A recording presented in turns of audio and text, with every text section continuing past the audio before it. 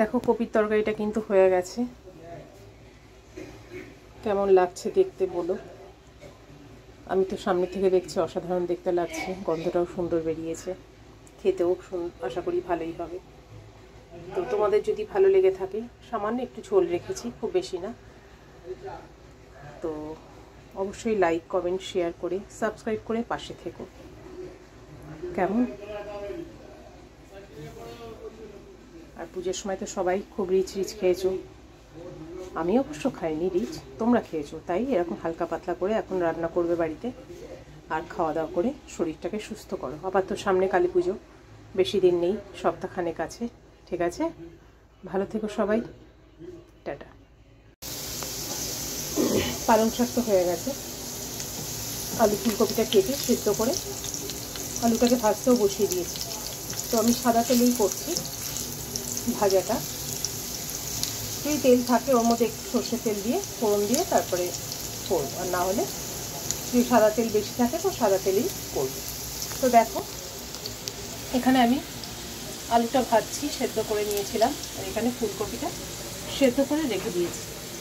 হ্যাঁ, তো এবার ফুলকপিটা আলুটা ভাজা হয়ে গেলে ফুলকপিটাও ভেজে তুলে নেবো, নিয়ে তারপরে নর্মাল তরকারি যেমন সাধারণ তরকারি আমরা কপির তরকারি করি সেইভাবেই করবো।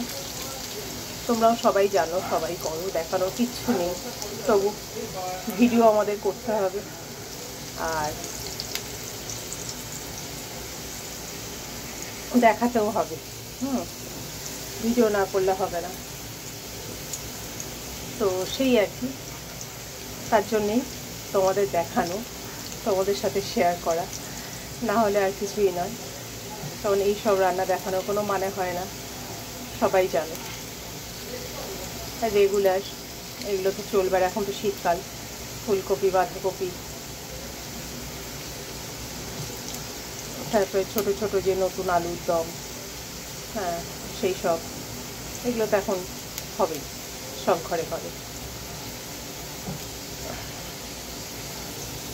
প্রচণ্ড কিন্তু গরম লাগছে বাইরে, দেখতে পাচ্ছ আমার রান্নাঘরে ইয়েটাতে ছাদটাতেও দেখো রোদ্দুর দেখা যাচ্ছে, রোদ্দুরের একটা এসে পড়ছে ঝলক, তো মারাত্মক রোদ্দুর।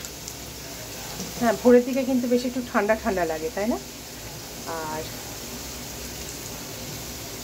একটু দুপুর হলেই তখন গরম লাগে, আবার পাখার নিচে বেশিক্ষণ থাকলে কিন্তু আবার একটু ঠান্ডা ঠান্ডাটাও লাগে। তো এখন এই ঠান্ডা গরম মিলিয়ে মিশিয়ে সব কিছু।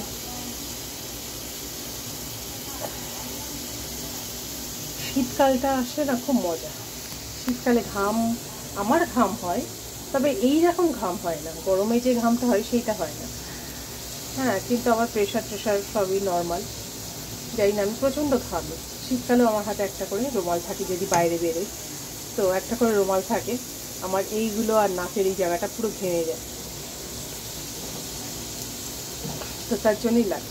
দেখো আলুগুলো লাল লাল করে ভাজা হয়ে গেছে, দেখো এবার তুলে নেবো।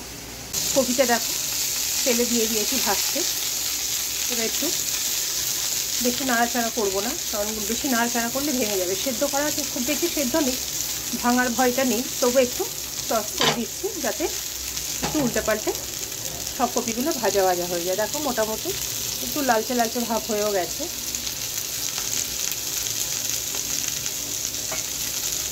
পুজোর পর মানে এখনও যেন মনে হচ্ছে একটা ঘুমের রেস্ট রয়েছে, ঘুমটা যেন কাটছে না, শুধু ঘুম পাচ্ছে। আর তারপরে শরীরটারও সেরকম একটা যেন আর জুস পাচ্ছি না। এতদিন দেখো 1 সপ্তাহ হয়ে গেল পুজো হয়ে গেছে, তবু যেন মনে হচ্ছে পুজোর রেস্টটা এখনও রয়েছে। মানে আমাদের না এতটাই পরিশ্রম হয়, বিশ্বাস করো। আর আগে তো আমার কালী পুজো পর্যন্ত রেস্ট চলতো, জানো তো, মানে কী বলবো, মানে ঘুম যেন আর কিছুতেই পূরণ হতো না, কিছুতেই না। মানে কোনো রকম রান্না করে খাওয়া দাওয়া করে কাজকর্ম সেরে গিয়ে আগে ঘুম, আর এখন বিশ্বাস করো ঘুম পেলেও কিছু করার নেই, ঘুমটা যেন একদম উঠেই গেছে। একে তো সংসারের কাজ, তারপরে তোমার এখন আবার একটা নতুন কাজ এসে পড়েছে দিতে, ফেসবুকের খেলায় সমস্ত কিছু গণ্ডগোল। এত পরিশ্রম করতে হয় ফেসবুকের পেছনে, এত পরিশ্রম করতে হয় যে কী বলবো। যারা করছে তারাও জানে, তাই না? কিন্তু তবু ওই পোস্টগুলো দিয়ে দুপুরের দিকে আর তাকাতে পারি না, ঘুমিয়ে পড়ি। হ্যাঁ, অনেকের বাড়িতে হয়তো যেতেও পারি না, কেউ কিছু মনে করো না, যখন সময় পাবো আমি ঠিক চলে যাব। হ্যাঁ, যারা আমার খুবই প্রিয় বন্ধু বান্ধব আছো, যারা নতুন বন্ধু হয়েছো, সবার বাড়িতেই যাব, কিন্তু একটু সময় সাপেক্ষ, কেউ কিছু মনে করো না। হ্যাঁ, শরীর না দিলে কি করব বলো, আগে তো শরীর, তাই না? তারপরে বাকি সব। তো সেই আর কি, শরীরটা যদি ঠিকঠাক থাকে তো দেখবে সব কিছুই ভালো লাগে, আর শরীর যদি না দেয় তো তখন দেখবে কোনো কিছুই আর ভালো লাগে না। এরকম আমার অনেক বান্ধবীরাও আছে, তাদেরও একই সমস্যা, সংসারের নাচ, ফেসবুকের নাচ। হ্যাঁ, মানে যাবতীয় করতে করতে, নাচ করতে করতেই আমরা টায়ার্ড হয়ে পড়ছি। সারাক্ষণ দৌড়াও। সংসারে কম কাজ থাকে বলো? তারপর আমার তো সত্যি কথা বলতে আমি কোনো হেল্পিং হ্যান্ড আমার নেই, যে বাসন মেজে দিয়ে যাবে, জামা কাপড় কেচে দিয়ে যাবে, ছাদে মেলে দিয়ে যাবে। একতলা থেকে 3 তলায় ওঠো ছাদে জামা কাপড় মেলতে, আমি যেহেতু একতলায় থাকি। তো বর্ষা টর্ষা হলে তখন আর ছাদে যাই না, তখন নিচেই মেলে দিই। কিন্তু রোদ্দুর যখন থাকে তখন মনে হয় না, একটু জামা কাপড়গুলোকে একটু রোদ্দুর খাইয়ে আসি। হ্যাঁ, তো এই আর কি। তো দেখো কপিগুলো ভাজা হয়ে গেছে, এবার তুলে নেবো। দেখতে পাচ্ছ? এবার তুলে নিই। দেখো জিরে ফোড়ন দিয়েছি, সর্ষের তেলে দিয়েছি, একটুখানি সর্ষের তেল দিয়ে তারপরে জিরে ফোড়ন দিয়ে, জিরেটা হয়ে গেলে দিয়ে দিয়েছি 2টো টমেটো। এবার টমেটোটা দিয়ে আমি লবণ দিয়ে দিয়েছি। লবণটা দিলে টমেটোটা তাড়াতাড়ি রান্না হয়ে যাবে। একটু নাড়াচাড়া করে নিয়ে ঢাকা দিয়ে দেবো, তাহলে টমেটোটা আরও তাড়াতাড়ি কুক হয়ে যাবে। আর এখানে তো দেখতেই পাচ্ছ সব ভেজে রেখে দিয়েছি। আজকে একটু কড়াইশুঁটি দেবো, আগের দিন ভুলে গেছিলাম। দেখো কড়াইশুঁটিটা পুরো বরফ হয়ে রয়েছে। তো এটা টমেটোটা গলে গেলে ওর মধ্যে দিয়ে দিলেই কিন্তু, এটা কিন্তু গত বছর আমি যখন কড়াইশুঁটি শীতের শেষে টাটা বাই বাই করছে তখনকার আমি স্টোর করে রেখেছিলাম। এই সবে আজকে এই কন্টেনারটা শেষ হলো। এরকম আরও একটা ফুল কন্টেনার আমার রয়েছে ফ্রিজে। শীতও দেখো চলে এলো, এখনও কিন্তু আমার কড়াইশুঁটি শেষ হয়নি। এবছরও আবার শরীর যদি দেয়, সব ঠিকঠাক থাকে, তাহলে আবার কড়াইশুঁটি আবার স্টোর করে রেখে দেবো। আমি প্রতি বছরই কড়াইশুঁটিটাকে স্টোর করে রেখে দিই।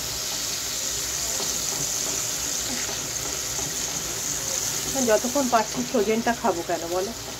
দেখো টমেটোটা কিন্তু গলে গেছে, আর একটু গললে আমি তারপরে কড়াইশুঁটি, আদা, জিরে, ধনে এগুলো দেবো।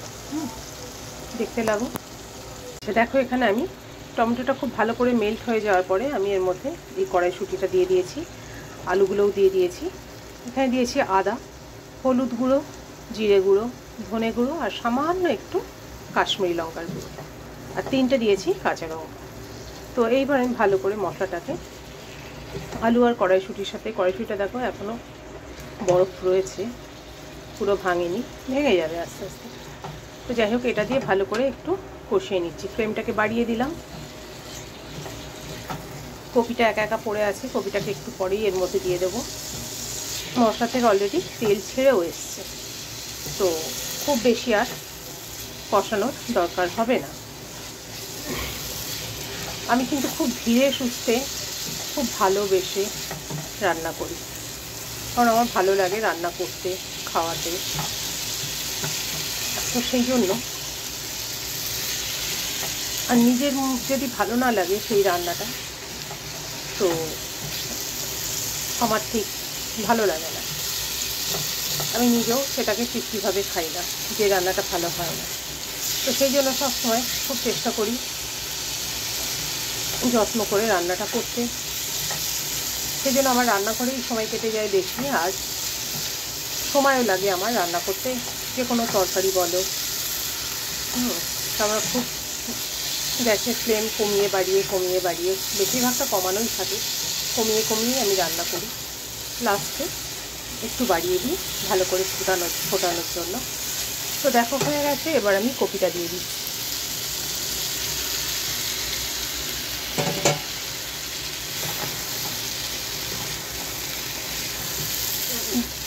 সিমও উঠে গেছে আমার। তো গতকাল কপিটা আগে নিয়ে এসছে, পুজোর সময়ও তোমাদের দেখিয়েছি রান্না করে। তো কপি আর আলুর দম, মানে ছোট ছোট যে আলু, সেগুলো পুজোর সময় আমার প্রত্যেক বছর নিয়ে আসে, আমি করেও রাখি। আর এই রোববারেও ছোটো আলু, যেটা নতুন আলু আছে সেটা, এই কপি, পেঁয়াজ কলি দেখলাম নিয়ে এসছে, তারপরে তোমার সিমও নিয়ে এসছে, পালং শাক তো রান্না করে দেখালাম। তো সবই তোমাদের সাথে শেয়ার করব, রান্না করব যখন করে করে তোমাদের দেখাবো। পুজোর সময় তো কপিটাতে আমি কড়াইশুঁটি দিতেই ভুলে গেছি, চারিদিকে তালে বলে আর তখন আর না মাথায় কোনো কিছু থাকে না। মনে করি আগে থাকতে এটা করবো ওটা করবো, কিন্তু সময়ের সময় যখন করি তখন যদি সামনে না থাকে, যেহেতু ওটা দিতে ছিল, বার করা হয়নি আর করা হয়নি। তো দেখো মশলাটা ভালোভাবে কষা হয়ে গেছে, এবার আমি একটু জল গরম করে এর মধ্যে দিয়ে দেবো। তো দেখো জল দিয়ে দিয়েছি, এবার ঢাকা দিয়ে দিচ্ছি। তো ঢাকা দিয়ে দিয়েছি, এবার কপিটা হোক কিছুক্ষণ, তারপরে আবার ফিরে আসছি। কেমন ফ্লেমটা বাড়ানো ছিল, এবার আমি ফ্লেমটা একদম কমিয়ে দিলাম, আর গরম মশলা চিনি দিয়ে দিয়েছি। হ্যাঁ, দিয়ে এবার একটু ঢাকা দিয়ে রান্না করানো হয়ে যাবে।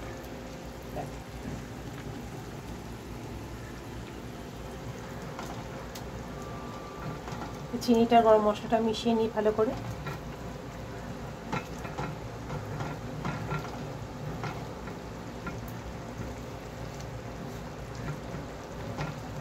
আগে যেমন আমার ঠিক 11টা, খুব বেশি হলে 11:30টায় লাঞ্চ হয়ে যেত। এখন ছেলে যেহেতু ঘুমায়, তখনও ঘুমাতো কিন্তু উঠে পড়তো, এখন আবার ভালো ঘুম দিচ্ছে। তো যাই হোক, সেই জন্য লাঞ্চ করতে দেরি হয়ে যায়। আমি আর একা একা কি লাঞ্চ করবো, ওরা ঘুম থেকে উঠলে ওকে দিয়ে দিই, তারপরে ইদানিং দাদা আসলে আমি লাঞ্চ করি, আমি আর দাদা একসাথে, ওই 1:30-2টো বেজে যায়।